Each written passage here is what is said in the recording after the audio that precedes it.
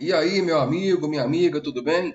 Professor Marcelo Gomes, do exatasnota10.com. Seja muito bem-vindo ao nosso canal. Se você é novo por aqui, se de repente estava pesquisando alguma coisa no YouTube e caiu aqui sem querer, eu peço humildemente que deixe a sua inscrição para que esse trabalho possa estar alcançando outras pessoas que, além de você, podem ter dúvidas em matemática, química ou física. E o tema de hoje é justamente física. Hoje nós vamos resolver 3 questões que caíram no Enem e o assunto é mecânica. No caso, são 2 questões de dinâmica e uma de estática que nós vamos resolver para a gente ficar legal, treinar para quando isso cair na nossa prova, a gente tirar de letra e resolver. Tá legal? Então, sem mais delongas, vamos à questão. A primeira questão é essa questão aqui que caiu no Enem de 2019 e ela diz o seguinte: o curling é um dos esportes de inverno mais antigos e tradicionais. No jogo, 2 times com 4 pessoas têm de deslizar pedras de granito sobre uma área marcada de gelo e tentar colocá-las o mais próximo possível do centro. A pista de curling é feita para ser o mais nivelada possível, para não interferir no decorrer do jogo. Após o lançamento, membros da equipe varrem, com vassouras especiais, o gelo imediatamente à frente da pedra, porém sem tocá-la. Isso é fundamental para o decorrer da partida, pois influi diretamente na distância percorrida e na direção do movimento da pedra. Em um lançamento retilíneo, sem a interferência dos varredores, verifica-se que o módulo da desaceleração da pedra é superior se comparado à desaceleração da mesma pedra lançada com a ação dos varredores.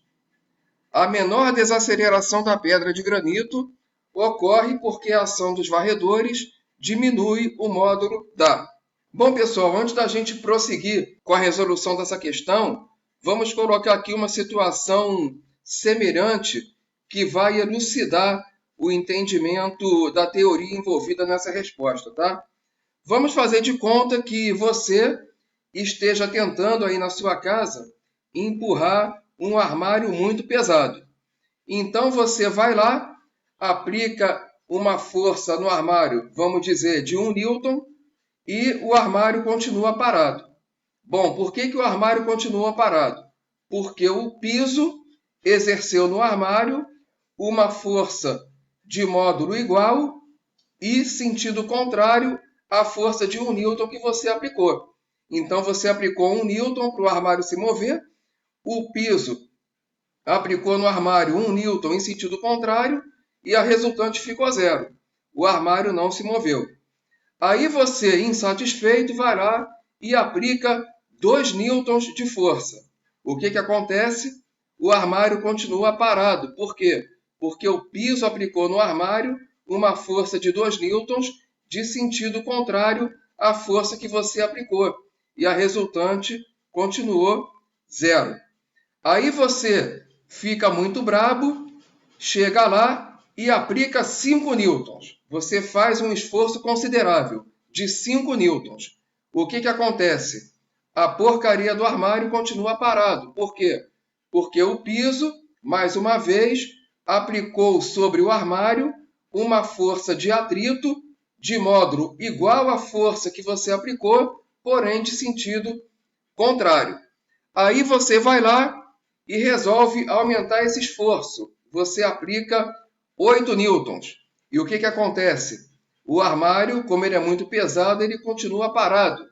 Por quê? Porque, novamente, o piso aplicou sobre o armário uma força de atrito de módulo igual e sentido contrário à força que você está aplicando. Aí você resolve aumentar mais um pouquinho o esforço, você aplica sobre o armário 9 newtons. Você tenta empurrar, deslocar o armário com 9 newtons. O que acontece? O piso aplica sobre o armário uma força de atrito de 9 newtons em sentido contrário. E o armário não anda. Aí você vai lá e aplica 9,9 newtons. O que acontece? O armário, você sente que ele quer se mexer, mas ele não se mexe ainda assim, porque o piso aplicou sobre ele de novo uma força de atrito de módulo igual à força que você está aplicando, só que em sentido contrário. E aí a resultante acaba ficando zero e o armário não se mexe. Então você, percebendo que o armário já está na iminência de se mover, vai lá e passa de 9,9 newtons para 10 newtons. E, para sua grata surpresa, o armário começa a se mover com 10 newtons. Bom, pessoal, o que está acontecendo? Quando você aplicou 10 newtons, o armário simplesmente passou do regime de atrito estático para o regime de atrito dinâmico. No regime de atrito estático, o armário não estava se movendo, daí o nome estático. Ou seja, o piso sempre exercia sobre o armário uma força de atrito de módulo igual à força que você estava aplicando, porém de sentido contrário. E dessa forma o armário não se mexia. Então o armário estava naquela situação sob regime de atrito estático. É uma situação em que a força de atrito existe e ela é suficiente para impedir o movimento do armário ou o movimento do móvel que você esteja considerando no teu sistema, na tua questão. Tá? A gente percebe que existe uma força de atrito associada ao regime de atrito estático e, por estar associada ao regime de atrito estático, ela é chamada força de atrito estático. E o seu módulo cresce conforme o esforço que você faz para conseguir provocar o movimento do móvel. Então, se você aplicou 1 newton no armário, a força de atrito estático foi de 1 newton. Se você aplicou 5 newtons no armário, a força de atrito estático foi 5 newtons. Se você aplicou 9 newtons no armário, a força de atrito estático foi 9 newtons. E quando você aplica 9,9 newtons no armário, quando ele entra ali na iminência de se mover, aquela força de atrito estático é 9,9 newtons igualmente, tá? Então, a gente percebe que a força de atrito estático, ela tem o seu módulo crescente, variável, de acordo com o esforço que você está aplicando naquele móvel que não está se movendo. A partir do momento em que ela atinge o seu valor máximo e o esforço que você está aplicando supera esse valor máximo da força de atrito estático, aí você entra num outro regime de atrito, chamado regime de atrito dinâmico.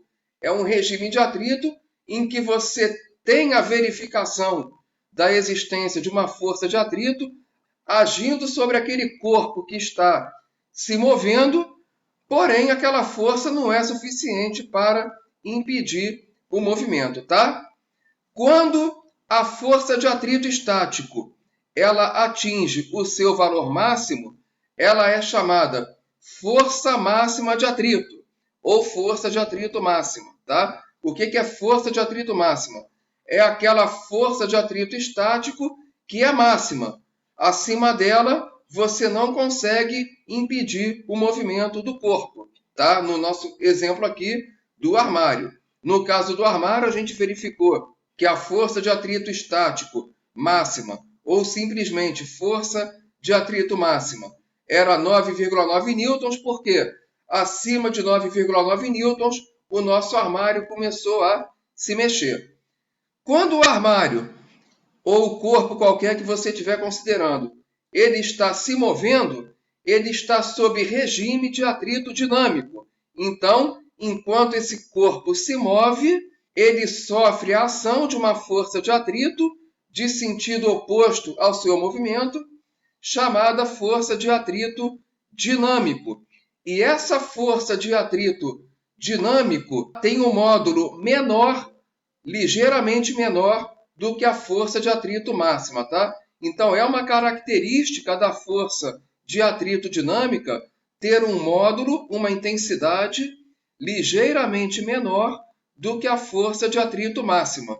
Então, se a força de atrito máxima, por exemplo, no nosso caso foi 9,9 newtons, a força de atrito dinâmico que está agindo sobre o armário enquanto ele está se movendo, ela poderia ser, por exemplo, de 9,1, 9,2 ou 9 newtons, tá? Então, a força de atrito dinâmico, ela tem uma intensidade ou um módulo menor do que o da força de atrito estático, tá? Então, recapitulando, o armário está parado, aplico 1 newton, a força de atrito é 1 newton, aplico 3 newtons, a força de atrito é 3 newtons, aplico 5 newtons, a força de atrito é 5 newtons, aplico 7 newtons, a força de atrito é 7 newtons, aplico 9 newtons, a força de atrito é 9 newtons, aplico 9,9 newtons quando o armário começa a querer se mexer, mas continua parado. A força de atrito é quanto?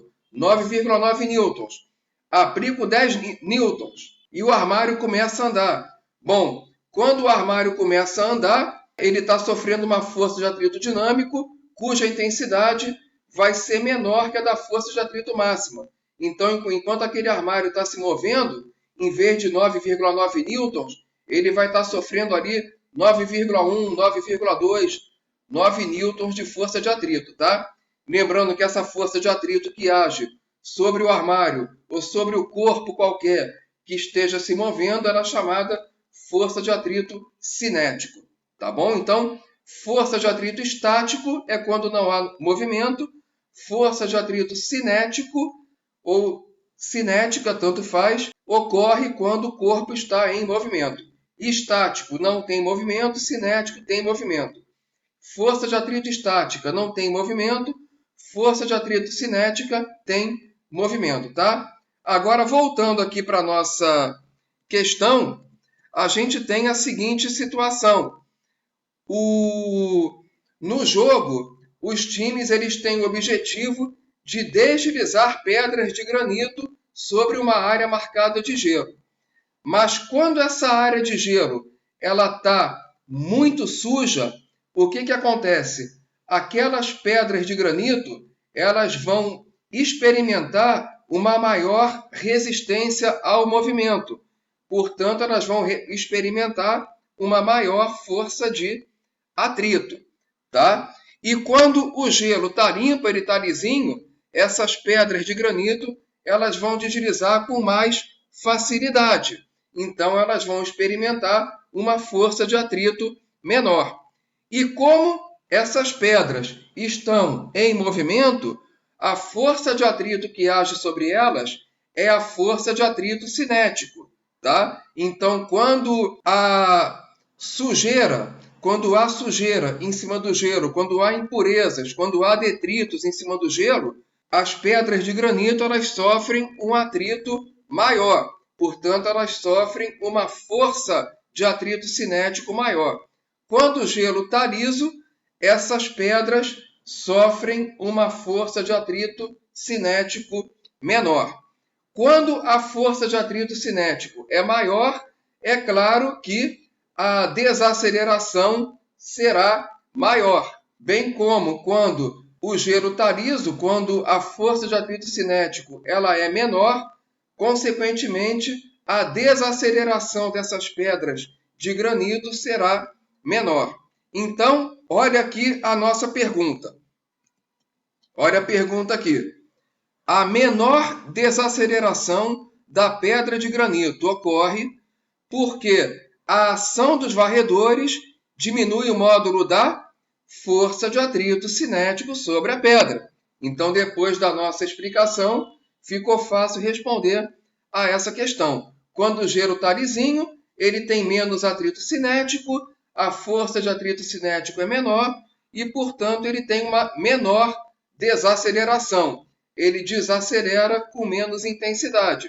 Significa que o movimento da pedra de granito, por ser menos desacelerado, ele é também mais longo, tá bom? E aí, as outras opções, elas são ridículas. Por exemplo, A letra A fala que a força motriz sobre a pedra diminui, na verdade, não tem força motriz sobre a pedra, a única força que está agindo sobre ela é a força de atrito que a está desacelerando.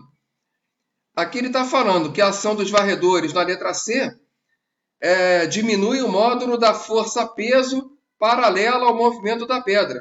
A força-peso aponta para baixo, ela não é paralela ao movimento da pedra, tá? Na letra D está dizendo o seguinte, a ação dos varredores diminui a força de arrasto do ar que atua sobre a pedra. Não, o ar em volta da pedra vai ser o mesmo, estando gelo limpo ou gelo sujo, tá? E aqui a letra E, finalmente, ela diz o seguinte, que a ação dos varredores, ela diminui o módulo da força de reação normal que a superfície exerce sobre a pedra. Claro que não. A força normal é a mesma estando gelo sujo ou gelo limpo. Se a pedra de granito está em equilíbrio na direção vertical, a normal é igual ao peso estando gelo sujo ou limpo. Tá? Então, essa desaceleração da pedra de granito ela vai ocorrer realmente porque a ação dos varredores vai diminuir o módulo da força de atrito cinético sobre a pedra, tá? E antes da gente prosseguir para a segunda questão, eu tenho uma dica especial para vocês, que é o curso de física do professor Ítalo Feitosa. Galera, esse curso de física já aprovou mais de 800 pessoas no Enem. Lembrando o seguinte, que dessas mais de 800 pessoas, 450 foram aprovadas em medicina, ou seja, aproximadamente a metade das pessoas que foram aprovadas no Enem, que fizeram o curso do professor Ítalo Feitosa, metade dessas pessoas passaram para a medicina, e isso é muito significativo. Esse curso, ele é um curso que vai te apresentar física de uma forma diferente, de uma forma dinâmica, de uma forma que vai despertar o seu interesse pela matéria e assim garantir um melhor aprendizado para você. Porque quando você estuda com interesse, obviamente você aprende mais. Se você adquirir o curso, você vai contar também com mais de 2.000 questões resolvidas, seja em vídeo, seja via comentário escrito, tá? Mas esse curso ele conta com mais de 2.000 questões de física do nível do Enem, do tipo que cai no Enem, todas elas resolvidas pelo professor Ítalo Feitosa. Então não perca tempo, clica no link que está aqui embaixo na descrição, dá uma olhada lá no curso. Se você gostar, quiser adquirir, eu garanto para você que você não vai se arrepender. E aproveita que, inclusive, você pode parcelar o curso no seu cartão de crédito. Então, é uma oportunidade boa para você que, de repente, está aí com dificuldade em física, achando que física é muito difícil. Dá uma oportunidade para o professor Ítalo mostrar para você que física pode não se tornar tão difícil assim, tá? Então, clica no link que está na descrição, dá uma olhada aí nas informações do curso e eu tenho certeza de que você não vai se arrepender se você vier adquirir. E é um curso campeão. Já aprovou mais de 450 pessoas em medicina. É um curso que vai te preparar para resolver questões de alto nível, não só no Enem, como em qualquer outro concurso que você venha fazer. Tá legal? Então, dada a dica, vamos voltar aqui para as questões. Nós temos agora a questão número 2, que caiu no Enem 2018. Olha essa questão aqui, ó. Com um dedo, um garoto pressiona contra a parede duas moedas, de 10 centavos e R$1, uma sobre a outra, mantendo-as paradas. Em contato com o dedo está a moeda de 10 centavos e contra a parede está a de R$1. O peso da moeda de 10 centavos é 0,05 newtons e o da de R$1 é 0,09 newton. A força de atrito exercida pela parede é suficiente para impedir que as moedas caiam. Qual é a força de atrito entre a parede e a moeda de R$1? Então, galera, a situação é a seguinte. Eu tenho aqui uma parede. Pressionadas contra essa parede, eu tenho duas moedas, uma menor de 10 centavos, uma maior de R$1. E eu tenho aqui um dedinho pressionando as moedas contra a parede. E aí ele dá o peso das moedas e pergunta qual é a força de atrito entre a parede e a moeda de R$1. É essa maior aí. Bom, para eu calcular isso, eu preciso, primeiramente, construir o diagrama de corpo livre desse sistema, tá? Se você não sabe o que é um diagrama de corpo livre, você vai ver agora. Eu vou tirar esse dedinho daqui e vou separar as moedas. Pessoal, essas moedas estão em equilíbrio. Tanto a moeda de R$1 quanto a moeda de 10 centavos, elas estão em equilíbrio. Significa que elas não estão se movimentando nem horizontalmente e nem verticalmente. Logo, elas estão em equilíbrio na direção horizontal e na direção vertical. Significa dizer que a resultante das forças que agem sobre cada uma na direção horizontal é zero e também a resultante das forças que agem sobre cada uma na direção vertical também é zero, tá? Mas qual é a força horizontal que age sobre as moedas? Eu não sei, porque o enunciado não me informou qual é a força de aperto do dedo contra a moeda. Então vamos aqui construir o diagrama de corpo livre na direção horizontal, chamando de F a força de aperto do dedo sobre a pedra. Bom, o dedo ele vai pressionar primeiramente a moedinha de 10 centavos. Mas como essa moedinha de 10 centavos está em equilíbrio, obviamente existe sobre ela uma força F de módulo igual e sentido contrário. De outra forma, ela não poderia estar em equilíbrio na direção horizontal. Verificando que essa última força F, que aponta para a direita, que está sendo aplicada sobre a moedinha de 10 centavos, ela provém justamente do contato com a moeda de R$1. Ora, se a moeda de R$1, através do seu contato, exerce essa força F sobre a moeda de 10 centavos, pelo princípio da ação e reação, a moeda de 10 centavos também aplica sobre a moeda de R$1 uma força de módulo F. A moeda de R$1, por sua vez, também está em equilíbrio na direção horizontal, o que significa que existe sobre ela uma outra força de módulo F em sentido contrário. Se não fosse assim, essa moeda de R$1 também não estaria em equilíbrio horizontal. Ora, mas essa última força F, apontando para a direita, que age sobre a moeda de R$1, ela provém do contato da moeda de R$1 com a parede. Então, pelo princípio da ação e reação, se a parede exerce uma força F sobre a moeda de R$1, consequentemente, a moeda de R$1 também exerce sobre a parede uma força de módulo F e sentido contrário, tá? Então, eu tenho aí dois diagramas de corpo livre demonstrando que realmente essas moedas elas estão em equilíbrio horizontal porque a resultante ou a força resultante sobre cada uma é zero. Fechamos aqui a direção horizontal, vamos passar para a vertical. Vamos verificar essa moedinha de R$1, essa azulzinha que está aí à direita. Essa moedinha de R$1, ela tem um peso que foi informado no enunciado.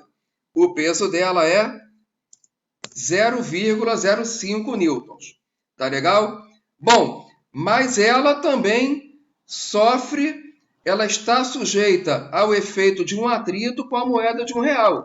se ela está encostada na moeda de R$1, ela está sujeita a um atrito com a moeda de R$1.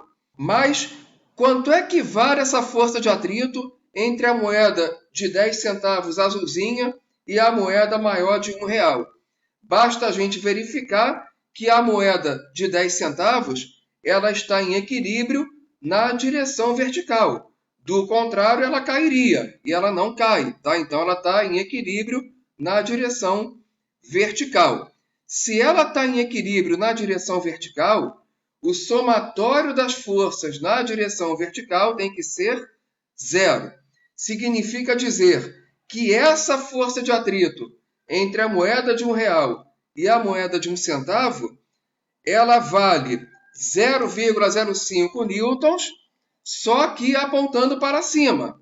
Então, a gente equilibra dessa forma a moeda de 10 centavos na direção vertical. Se não, vejamos, eu tenho uma força de 0,05 newtons apontando para baixo, outra força de 0,05 newtons apontando para cima e, obviamente, se uma aponta para baixo, a outra aponta para cima, uma puxa para baixo, a outra empurra para cima, a resultante é 0, tá?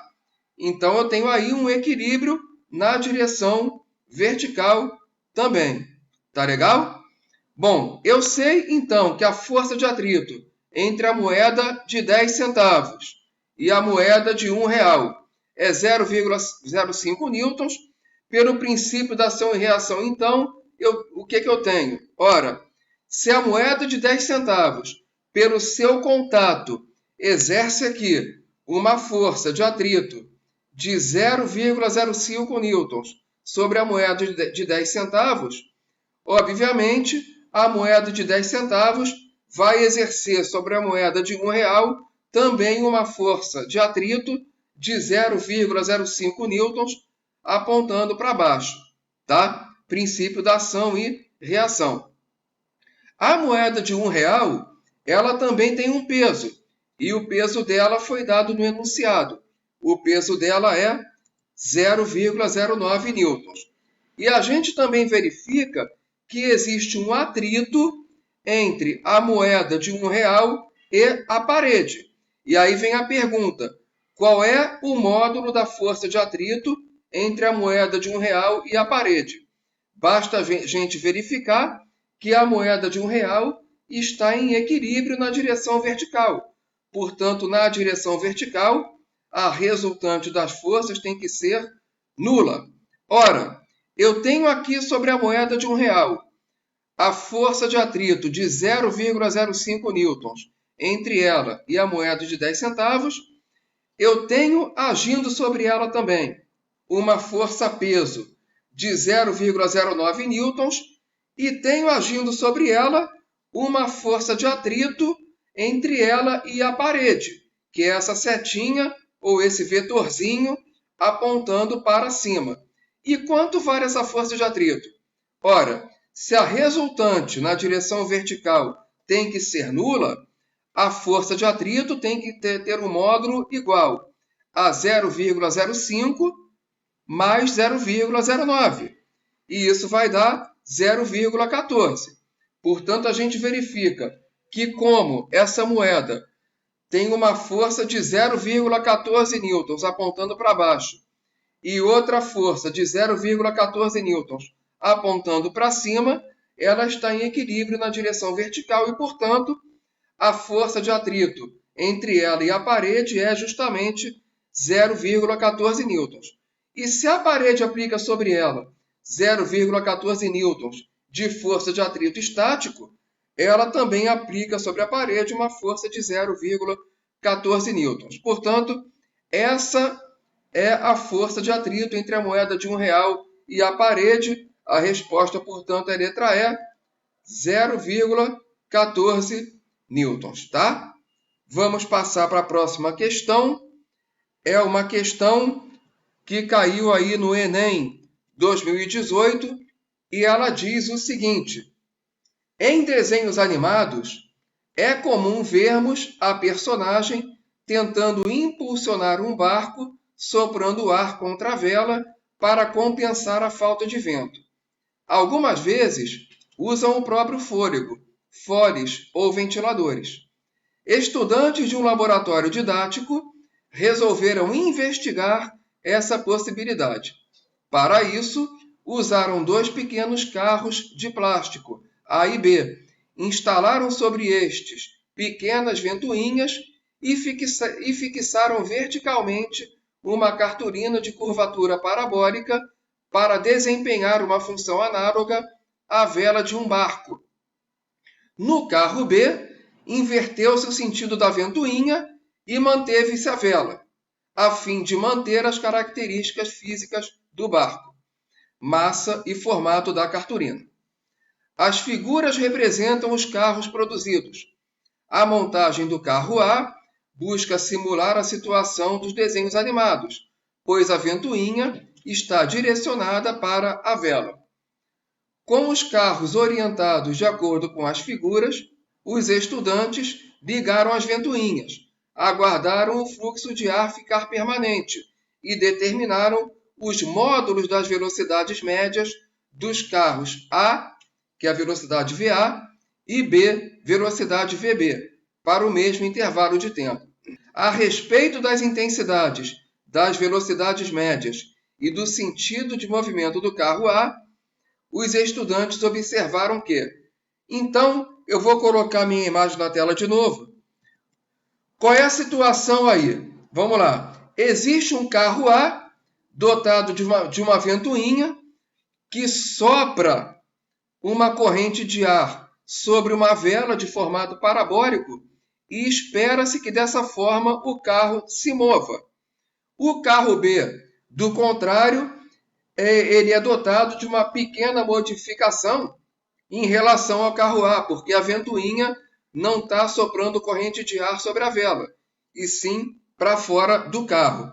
Tá? E aí o enunciado pergunta o seguinte: a respeito das intensidades das velocidades médias e do sentido de movimento do carro A, os estudantes observaram que...